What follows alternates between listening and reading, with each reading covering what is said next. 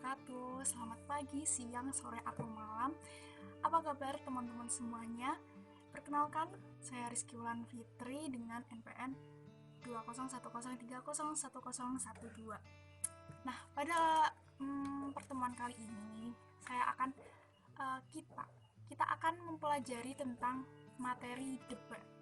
Nah, teman-teman ini pasti udah nggak asing lagi kan sama yang namanya debat. Udah nggak debat ini sudah kita dengar dalam kehidupan sehari-hari. Nah, sebelum masuk ke materi ini, teman-teman tahu nggak sih apa arti debat itu? Nah, sebelum masuk materi, teman-teman tuh harus tahu dulu nih apa itu debat. Jadi biar nggak salah kaprah dalam memahami dan melaksanakan debat ini. Nah, debat menurut KBBI, Kamus Besar Bahasa Indonesia, debat adalah pembahasan dan pertukaran pendapat mengenai suatu hal dengan saling memberi alasan untuk mempertahankan pendapat masing-masing. Jadi debat ini tuh adalah pertukaran argumentasi atau pendapat. Jadi dengan data-data yang valid, dengan alasan-alasan yang jelas, dua buah pihak itu saling mengungkapkan pendapatnya, argumennya dengan argumennya ini untuk mempertahankan apa yang ia percayai. Dalam debat ini kan kita nggak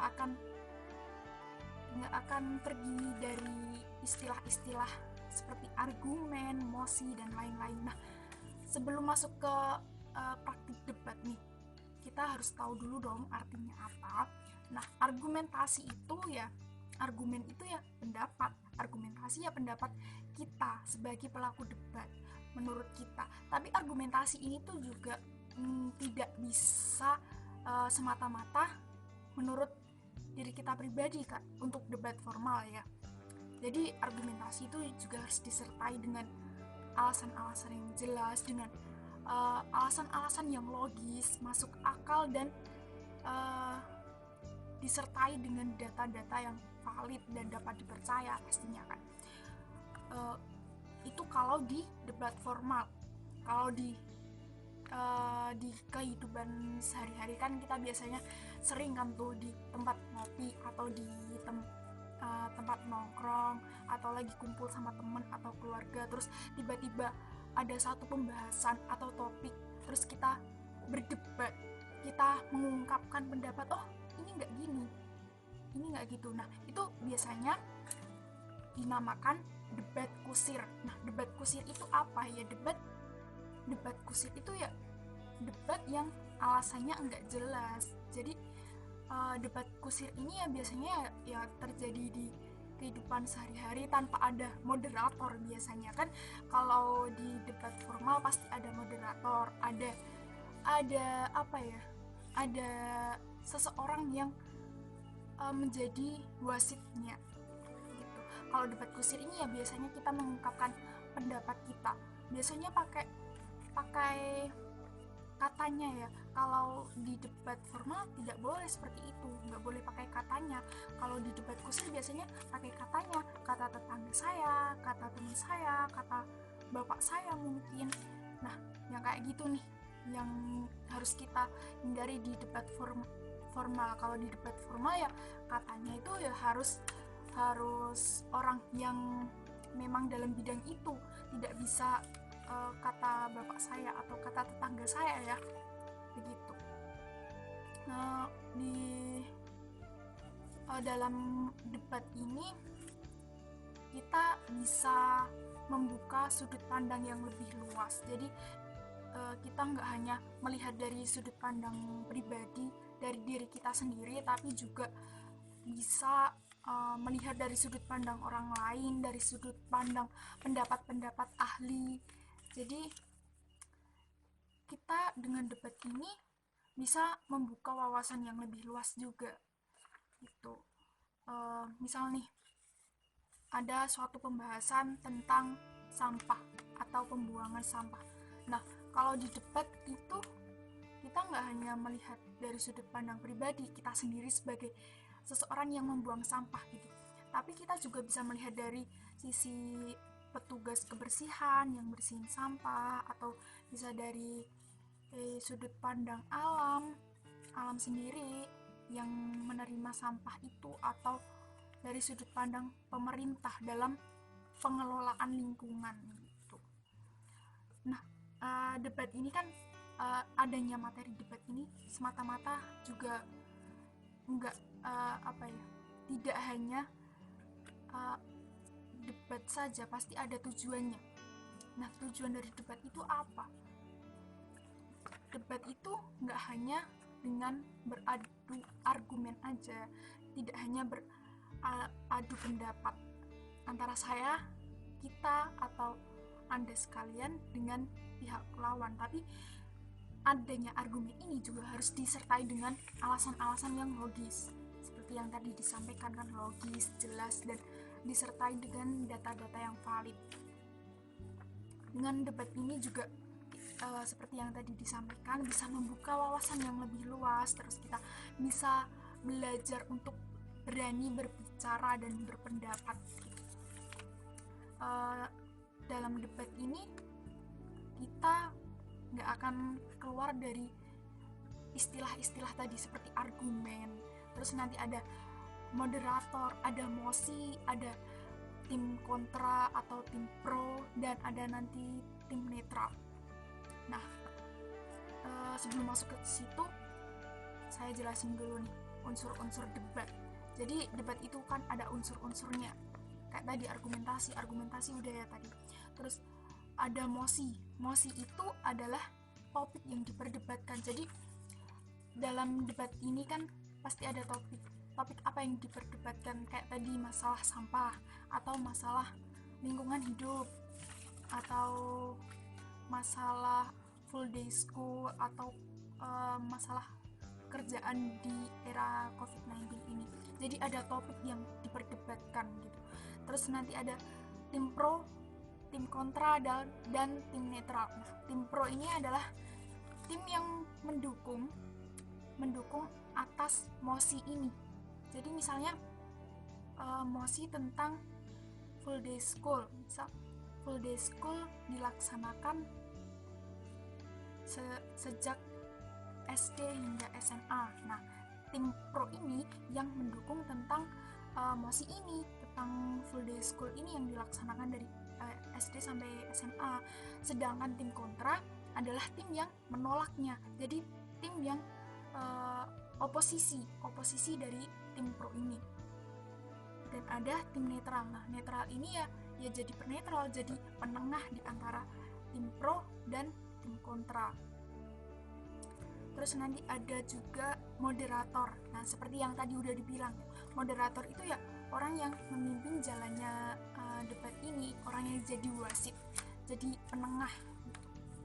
Jadi seandainya nanti dalam debat ini ada kerusuhan atau ada adu pendapat yang terlalu berlebihan, nah moderator ini yang jadi penengah, jadi wasitnya, jangan sampai debatnya menjadi kacau dan keluar dari topik gitu. Terus nanti ada notulen tahu lah ya, notulen yang menulis. Jadi nanti notulen itu menulis pendapat dari tim pro atau kontra atau tim netral, terus nanti ditarik kesimpulan gitu. Terus kita lanjut ke struktur debat gitu. Jadi dalam debat itu kita nggak hanya menyampaikan pendapat kita, oh nggak gitu, nggak gini, tapi ada strukturnya. Jadi teratur dalam kita berbicara di depan juri atau di depan tim lawan itu terlihat lebih oke gitu ya. Jadi awalnya kita pasti harus perkenalan. Nah, perkenalan ini ya biasanya sebut nama, terus dari tim apa. Nah, lebih baik sebelum menyampaikan argumen itu kita menyatakan dulu kita dari tim pro atau kontra, dan ditegaskan lagi. Misal saya dari tim pro nih, Terus saya mau mengungkapkan, setelah perkenalan saya mau mengungkapkan argumen gitu kan. Sebelum mengungkapkan argumen itu ditegaskan lagi, saya misalnya ya, saya dari tim pro, saya sangat mendukung adanya full day school sejak SD sampai SMA. Nah itu ditegaskan lagi bahwa kita memang dari tim pro atau tim kontra dan mendukung atau tidak. Uh, Setelah itu baru kita menyampaikan argumen, pendapat. Nah pendapat ini juga enggak tidak seperti yang saya bilang tadi, enggak pasti harus disertai dengan alasan-alasan yang jelas, logis, dan dengan data yang valid gitu. Selanjutnya kesimpulan. Nah kesimpulannya ini juga lebih baik ditegaskan lagi. Misalnya kesimpulan dari tim pro begini. Ya demikian argumentasi dari saya. Jadi kami dari tim pro sangat setuju dengan adanya full day school dari SD sampai SMA karena bla bla bla bla gitu. Nah dari sini udah jelas dong ya, isi-isi debat tuh apa. Yang harus ditekankan di sini ya, debat itu dalam debat formal ya, terutama harus dengan argumen yang jelas, yang logis, dan dengan data yang valid dan dapat dipercaya gitu. Enggak semata-mata itu adalah pendapat pribadi, tidak bisa seperti itu. Kalau dalam perlombaan atau dalam sesi debat formal, biasanya cara bicara atau retorika seseorang itu bisa mempengaruhi nilai. Jadi cara ia menyampaikan pendapat, cara ia berbicara dengan gestur tubuh dan lain-lain itu sangat-sangat mempengaruhi nilai. Jadi tidak hanya semata-mata dari argumentasinya gitu. Jadi saya harap dari pembelajaran debat kali ini saya dan teman-teman kalian semua bisa belajar lebih banyak lagi tentang retorika, tentang ilmu berbicara. Nah buat kita bisa lebih tahu lagi tentang pelaksanaan debat, lebih baik kita simak video berikut ini ya. Nanti kita ulas lagi tentang videonya, sebulan. Nah untuk mosinya kita buat apa nih kira-kira yang lagi tren saat ini? Apa ya? Oh ini tentang pembelajaran offline. Nah kan sebentar lagi kita semoga ya bisa melaksanakan pembelajaran offline. Nah nanti temanya tentang pembelajaran offline dalam masa pandemi, kan masih pandemi gitu, belum selesai pandeminya. Nah jadi nanti tim pro menyetujui tentang adanya pembelajaran offline ini dan tim kontra tidak menyetujui tentang pembelajaran online ya. Nanti bisa dicari tahu pendapat terutama pendapat ahli ya, dan pakai data-data yang valid gitu. Jangan hanya katanya dan perasaan saya, jangan. Nah nanti habis ini kita kalian cari-cari tahu dulu tentang ini ya, pembelajaran offline ini, baru nanti kita praktik, kita coba ya di pertemuan berikutnya. Nah untuk pertemuan kali ini ya cukup sekian, dan jangan lupa dipersiapkan untuk debat di pertemuan berikutnya. Terima kasih, sekian dari saya. Semoga materi ini bermanfaat untuk kita semua dan sehat selalu. Wassalamualaikum warahmatullahi wabarakatuh.